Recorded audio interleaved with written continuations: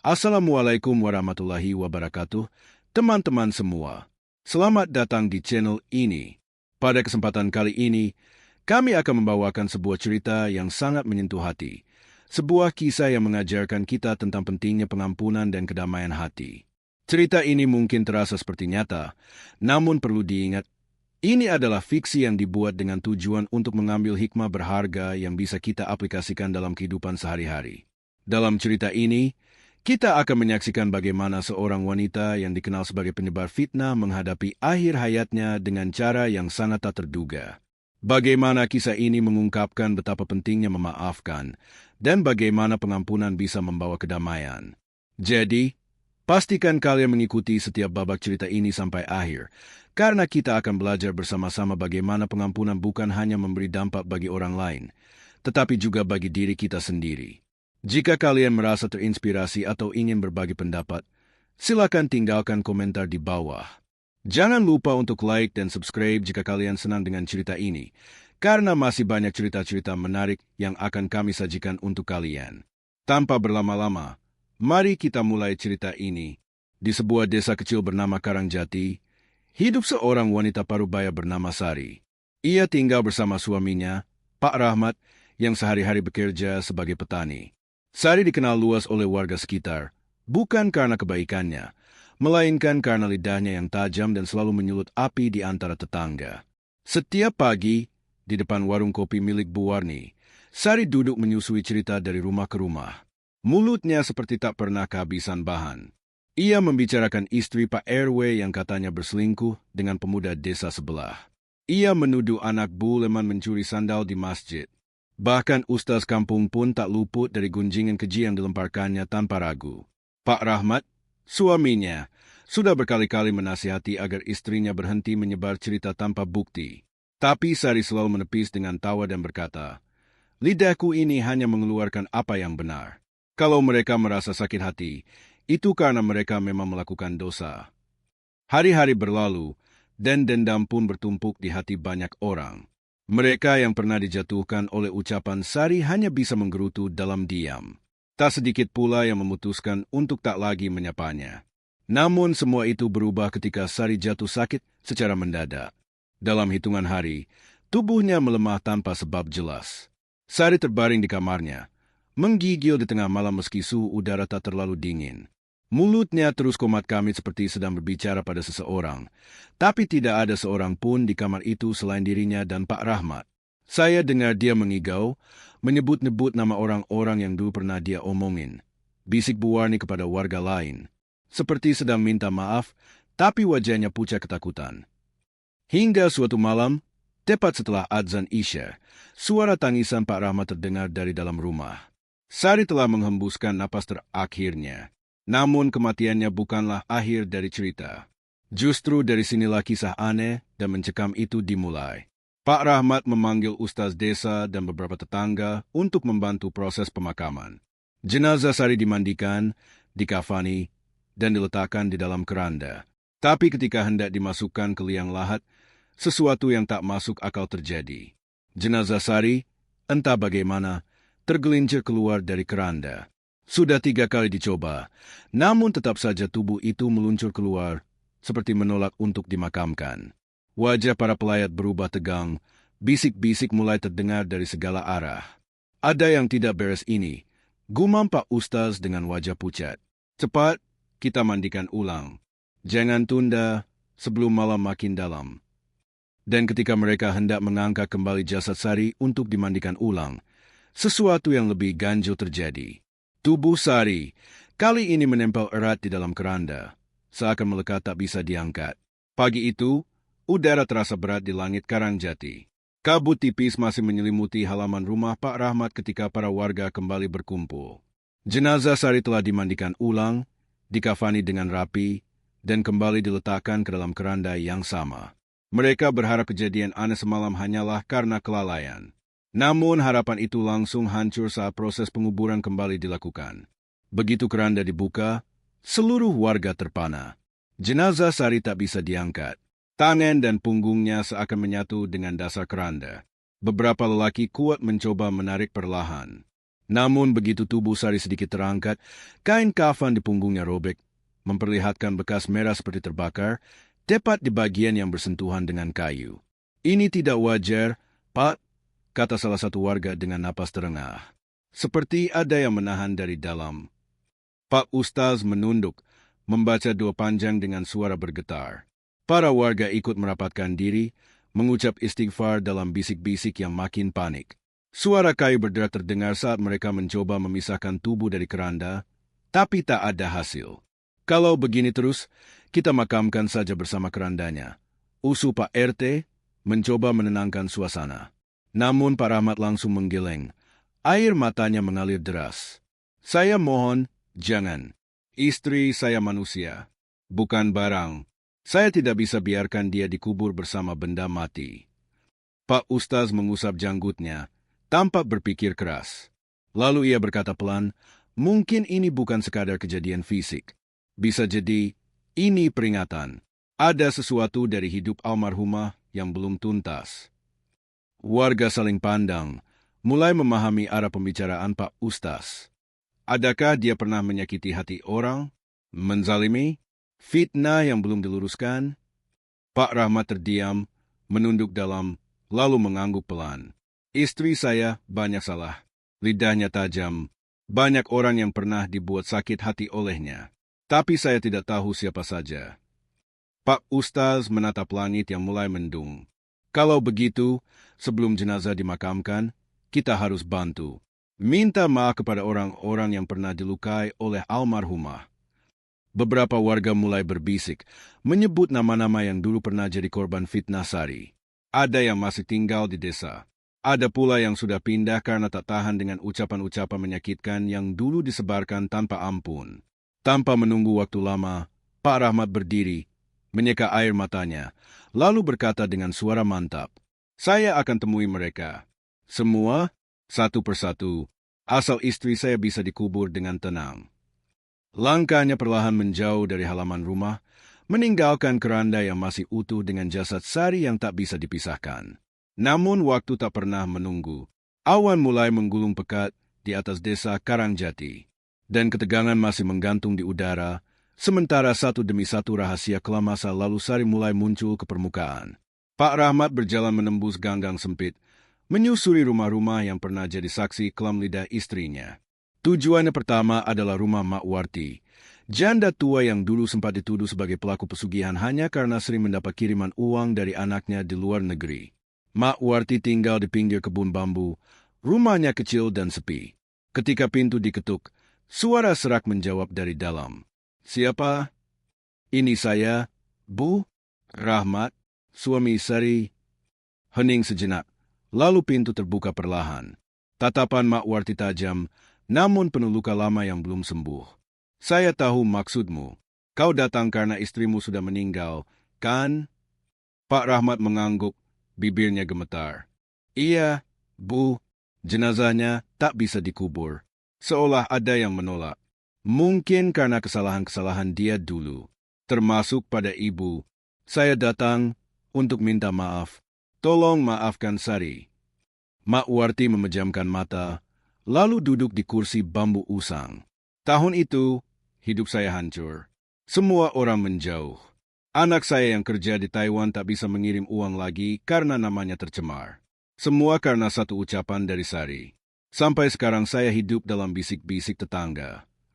Pak Rahmat menunduk, menahan tangis. Saya tahu, Bu, tapi demi Allah, saya mohon demi tenangnya dia di dalam kubur. Mak Warti terdiam lama. Lalu tiba-tiba, ia berdiri dan menatap langit. Hujan rintik mulai turun, mengguyur atap rumahnya yang reyot. Saya ikhlas, asal jenazahnya bisa beristirahat. Jangan ada yang lain seperti saya. Tangis Pak Rahmat pecah. Ia bersimpuh di kaki Mak Warti, lalu berpamitan untuk pergi ke tempat berikutnya. Sasaran selanjutnya adalah Tika, istri dari pedagang sembako yang pernah dituduh Sari berselingkuh hanya karena sering berbicara lama dengan lelaki lain di warung.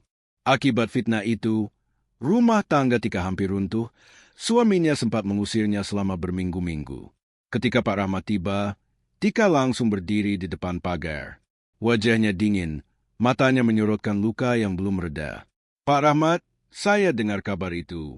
Tentang jenazah istri Bapak. Pak Rahmat tak banyak bicara. Ia langsung bersimpuh, meminta maaf dengan suara lirih. Tika menghela napas panjang. Saya sudah berusaha melupakan. Tapi luka dalam rumah tangga saya terlalu besar. Semua karena satu kalimat yang dia sebarkan. Angin berhembus pelan, membawa aroma tanah basah yang baru diguyur hujan. Di kejauhan, suara adzan asyar mulai berkumandang. Kalau memang ini balasannya, saya tidak tega. Saya maafkan, tapi jangan berharap semua orang seperti saya. Ada luka yang terlalu dalam untuk sekadar dilupakan. Pak Rahmat mengangguk, berdiri dengan tubuh lemas. Perjalanannya belum selesai. Masih ada satu tempat lagi yang harus dia datangi.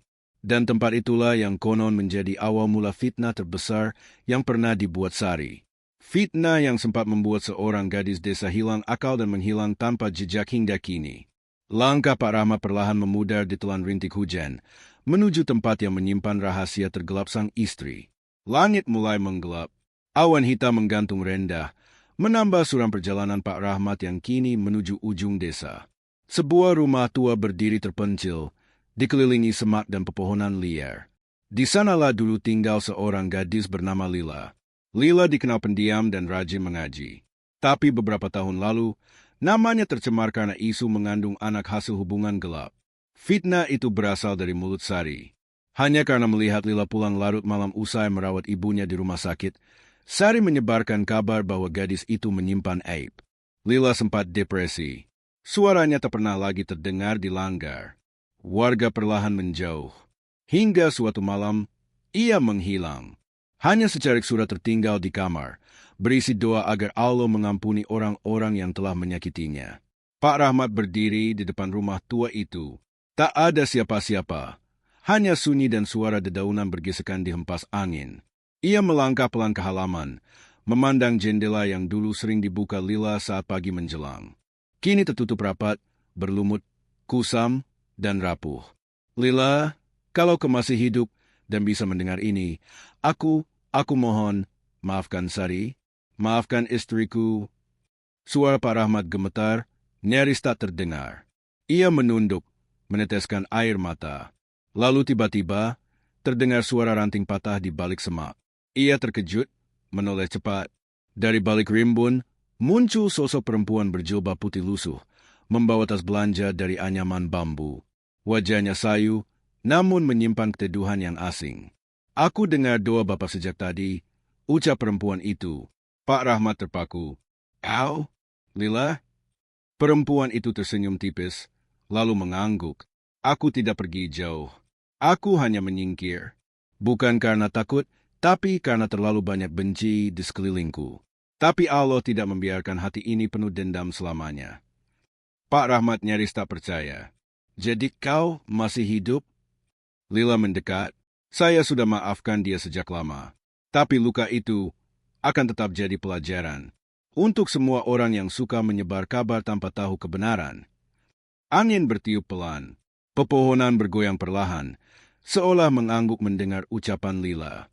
Di kejauhan, suara kentongan masjid berbunyi pelan.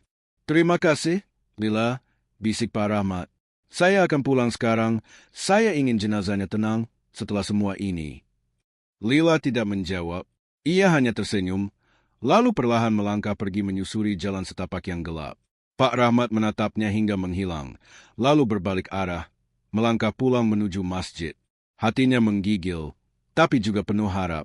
Malam ini, mereka akan mencoba menguburkan Sari sekali lagi. Tapi belum ada yang tahu apakah semua permintaan maaf ini cukup untuk meredakan azab yang telah terlanjur datang. Malam menebar hawa dingin yang menusuk. Di pelataran masjid, warga kembali berkumpul. Mereka menatap keranda Sari yang masih tergeletak, belum juga bersatu dengan tanah. Pak Rahmat berdiri paling depan, matanya sembab, namun kali ini lebih tenang. Pak Ustadz kembali memimpin doa. Suaranya bergetar lirih, mengharap ridho Allah agar arwah Sari diterima dengan damai. Setelah doa, beberapa orang bersiap mengangkat keranda menuju liang lahat yang telah disiapkan sejak siang tadi. Bismillah, ucap Pak Ustadz. 4 pria mengangkat keranda, lalu berjalan pelan ke arah pemakaman. Jalan yang dilalui penuh batu dan tanah becek, namun langkah mereka tetap mantap. Di antara rombongan itu, Pak Rahmat berjalan sambil menggenggam Al-Quran kecil. Bibirnya tak henti melantunkan istighfar. Sesampainya di pemakaman, liang telah terbuka. Warga mengelilingi dengan diam, hanya angin yang terdengar menderu. Buka kerandanya, kata Pak Ustadz, tangan mulai membuka pengait. Namun ketika keranda terbuka setengah, kain kafan yang menutupi tubuh Sari tak bisa diangkat. Seolah melekat kuat pada dinding kayu keranda. Bismillahirrahmanirrahim, ucap salah seorang pria yang mencoba mengangkat. Namun tubuh jenazah tak bergerak. Bahkan saat diangkat, sisi kanan keranda ikut terangkat. Tubuh Sari menempel, benar-benar menempel, seperti dilem dengan kekuatan gaib yang mustahil dijelaskan. Astagfirullah, masih menempel, ujar salah satu warga yang ketakutan. Pak Rahmat melangkah maju. Ia menggenggam sisi kepala jenazah dengan gemetar. Sari, aku sudah mencari semua orang yang pernah kau sakiti. Mereka sudah ikhlas, mereka sudah memaafkan, termasuk Lila. Pak Ustadz mencoba membacakan ayat suci dengan suara lebih lantang. Para warga makin resah. Beberapa perempuan mulai terisak. Anak-anak kecil yang ikut melihat ditarik menjauh. Namun meski doa-doa dilantunkan, keranda tetap enggan melepaskan jasad. Bahkan saat salah satu sisi kayunya dicoba dibongkar, paku-paku yang tertanam mendadak memuai dan berputar sendiri, seperti ditolak oleh kekuatan tak kasat mata. Pak Rahmat jatuh berlutut. Apa yang harus aku lakukan lagi? Ia menunduk dalam-dalam. Ustadz menaruh tangan di pundaknya. Mungkin masih ada satu hati yang belum memberi maaf. Pak Rahmat teringat. Seorang perempuan tua yang dulu menjadi target fitnah terburuk Sari. Seorang janda miskin bernama Mbok Warti yang tinggal di gubuk pinggir sungai. Sari pernah menuduhnya mencuri, hingga janda renta itu diusir dari pengajian desa. Pak Rahmat bangkit. Aku harus ke rumah Mbok Warti. Malam itu juga, ia berlari, menembus pematang sawah yang gelap. Hanya dengan senter kecil dan nafas yang memburu, ia menuju rumah kecil di pinggir sungai. Harapan terakhir agar jenazah Sari bisa benar-benar diterima bumi. Namun rumah itu tampak sepi. Lampu teplok menyala temaram. Pintu tak tertutup rapat. Pak Rahmat mengetuk perlahan. Mbok Warti, Mbok? Tak ada jawaban. Tapi dari dalam terdengar batuk parau dan langkah kaki pelan menuju pintu. Pak Rahmat merasa jantungnya berdegup kencang. Pintu yang hampir terbuka itu bergoyang sedikit. Lalu terdengar langkah berat mendekat. Di balik pintu, muncul sosok perempuan tua dengan wajah keriput. Matanya redup, tapi ada kedamaian yang tercermin di sana. Mbok Warti, janda miskin yang selama ini terbuang dari desa, berdiri dengan perlahan. Siapa itu? Tanyanya dengan suara parau, seakan kesulitan berbicara. Mbok Warti, saya Pak Rahmat, jawabnya dengan suara lirih. Saya mohon maaf, Mbok. Saya perlu waktu Anda sebentar. Mbok Warti mengernyitkan dahi, lalu menatap Pak Rahmat dalam-dalam. Ada apa lagi? Kenapa datang malam-malam begini? Mbok, saya datang untuk meminta maaf mewakili Sari.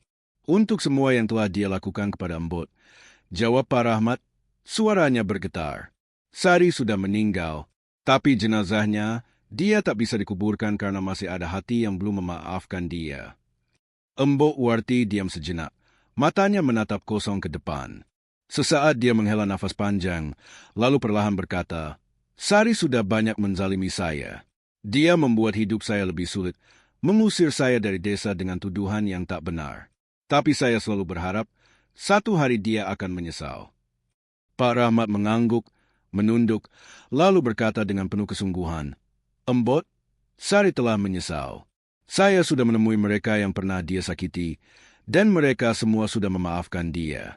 Kami datang ke sini untuk memohon pengampunan dari Mbok, agar dia bisa beristirahat dengan tenang. Mbok Warti masih terdiam. Suasana di sekitar mereka sunyi sekali.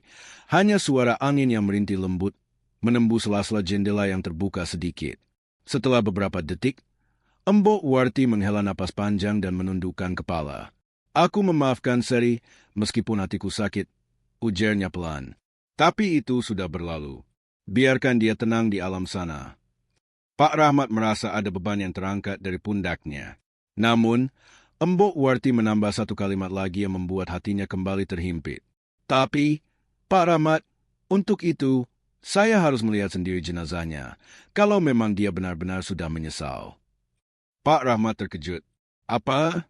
Embok Warti ingin melihat jenazahnya?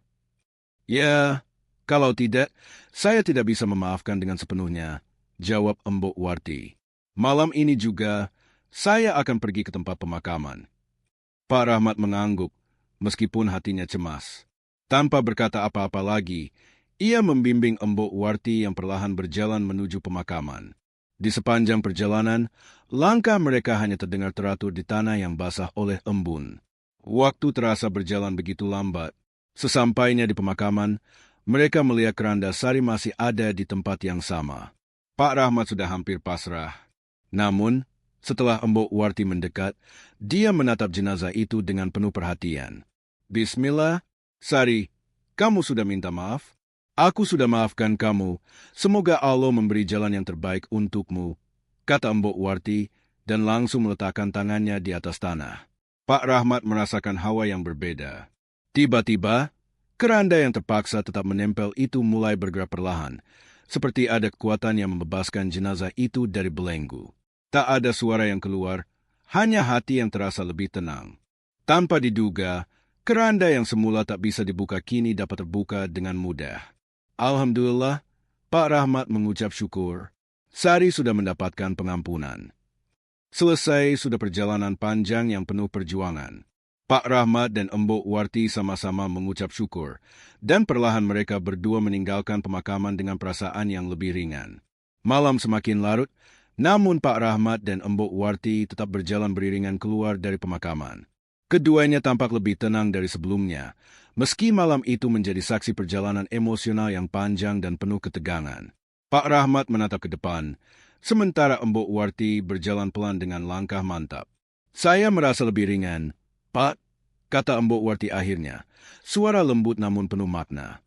Mungkin, selama ini, saya terlalu lama menyimpan dendam. Pak Rahmat menoleh dan tersenyum kecil.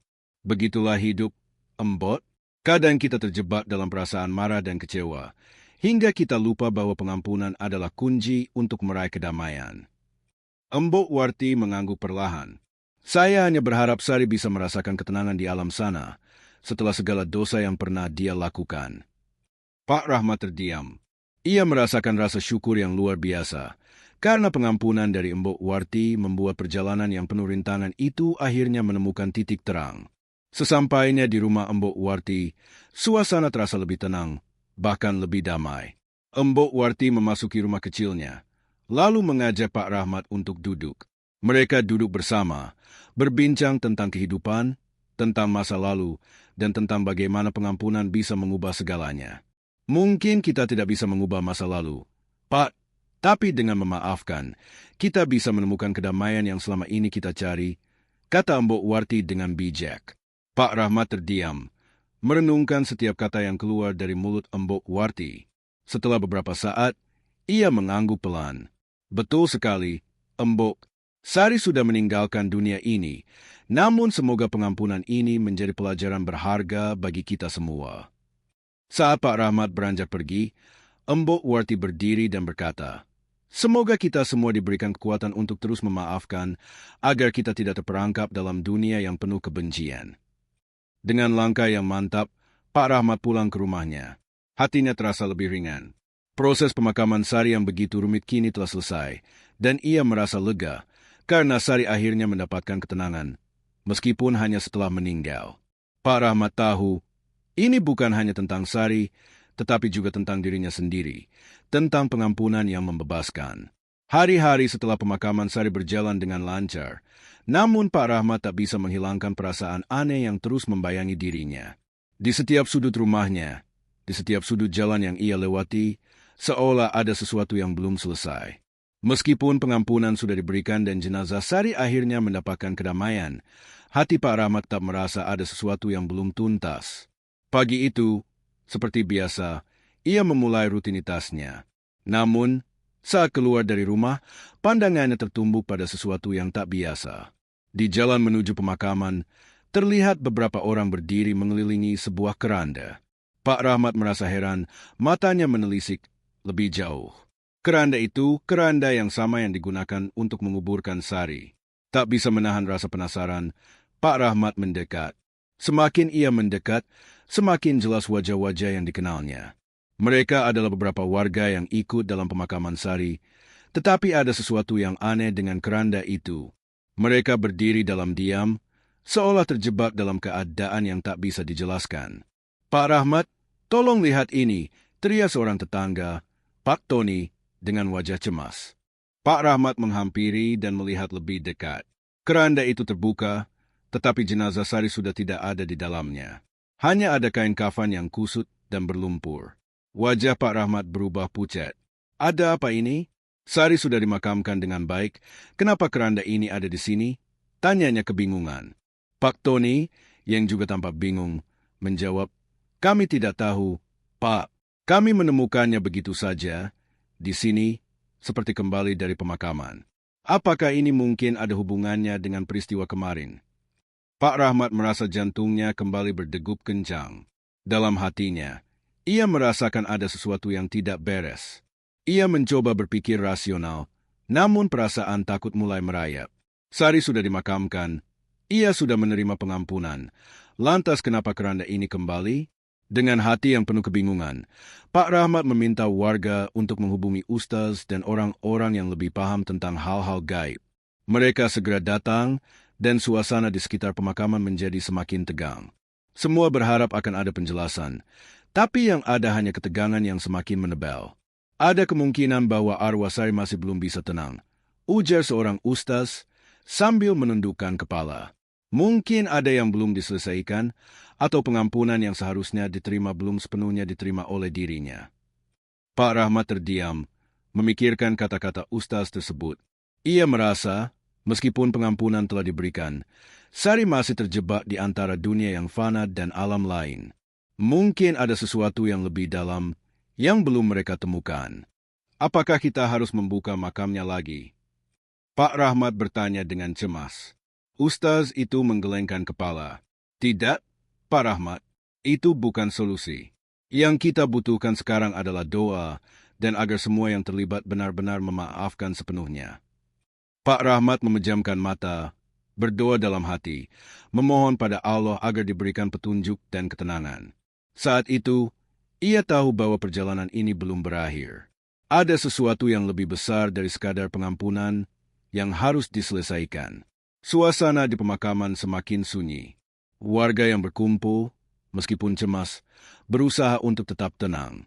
Doa-doa pun terdengar lirih. Namun Pak Rahmat merasa bahwa penantian ini mungkin akan memakan waktu lebih lama dari yang ia bayangkan. Setelah beberapa hari berlalu, ketegangan di pemakaman perlahan mulai reda. Pak Rahmat merasa hatinya sedikit lebih tenang, meskipun perasaan tidak yakin masih menghantuinya. Malam itu, dia kembali pergi ke pemakaman, sendirian, untuk memohon agar segala kebingungan ini berakhir. Di sana, dia berdiri sejenak di depan makam Sari, mencoba mencari petunjuk apa yang sebenarnya terjadi. Pak Rahmat merasa ada sesuatu yang berbeda. Suasana malam itu sepi, hanya suara angin yang terdengar pelan. Tiba-tiba, di kejauhan, ia melihat seberkas cahaya kecil yang mulai bergerak perlahan menuju dirinya. Cahaya itu datang dari arah makam Sari. Awalnya ia merasa ragu, namun akhirnya ia memutuskan untuk mendekat. Saat ia sampai di depan makam, cahaya itu tiba-tiba menghilang. Ia berdiri di sana, menatap batu nisan yang terukir dengan nama almarhumah Sari. Tiba-tiba, sebuah suara halus terdengar di telinganya. "Terima kasih, Pak Rahmat. Terima kasih atas pengampunannya." Suara itu seperti berbisik dari dalam angin malam. Pak Rahmat merasa seluruh tubuhnya gemetar. Itu adalah suara Sari. Ia terdiam, tak bisa berkata-kata. Dengan hati yang penuh rasa haru, ia menundukkan kepala, mengirimkan doa-doa terbaik untuk Sari, agar segala dosanya diampuni. Beberapa detik kemudian, suasana mulai terasa berbeda. Udara menjadi lebih sejuk dan tenang, dan Pak Rahmat merasa seperti ada beban berat yang terangkat dari dadanya. Ia tahu, ini adalah tanda bahwa Sari akhirnya mendapatkan kedamaian yang ia butuhkan. Ia yakin Doa dan pengampunan yang diberikan Embok Warti dan warga lainnya telah membuat perbedaan yang sangat besar. Pak Rahmat kembali ke rumahnya, dan keesokan harinya, dia mendengar kabar bahwa suasana di pemakaman sudah kembali normal. Tidak ada lagi kejadian aneh yang terjadi. Semua warga yang terlibat mulai merasa damai dan merasa beban mereka juga terangkat. Dalam beberapa hari, Pak Rahmat dan Embok Warti berbicara lagi. Kali ini, dengan senyuman dan ketenangan yang bisa mereka rasakan setelah melalui semua ujian itu. Semoga kita semua bisa belajar dari apa yang telah terjadi, kata Pak Rahmat dengan penuh harapan. Terkadang, pengampunan adalah kunci untuk membuka kedamaian, baik untuk diri kita sendiri maupun untuk orang lain. Embok Warti mengangguk setuju. Betul, Pak Rahmat. Tidak ada yang lebih membebaskan selain melepaskan perasaan dendam. Hanya dengan begitu kita bisa hidup lebih tenang. Mereka pun berpisah dengan rasa syukur, dengan harapan bahwa pengalaman ini menjadi pelajaran berharga bagi mereka dan semua orang yang terlibat. Mereka belajar bahwa pengampunan yang tulus adalah jalan menuju kedamaian yang sejati.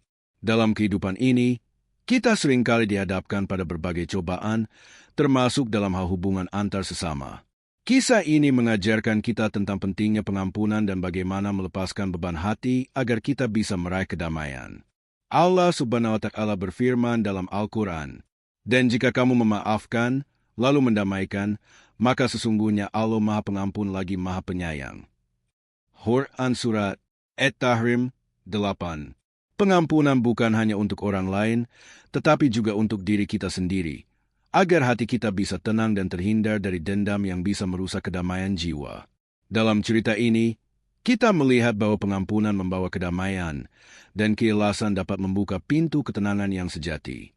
Cerita ini adalah sebuah fiksi yang dibuat berdasarkan imajinasi dan disusun sedemikian rupa untuk diambil hikmahnya. Meski cerita ini seolah nyata, tujuannya adalah untuk memberikan pelajaran berharga tentang pentingnya saling memaafkan dan mencari kedamaian dalam hidup. Terima kasih telah menyimak cerita ini. Jika Anda merasa terinspirasi, jangan lupa untuk memberikan komentar, like, dan subscribe agar kami semakin semangat untuk menghadirkan cerita-cerita menarik lainnya.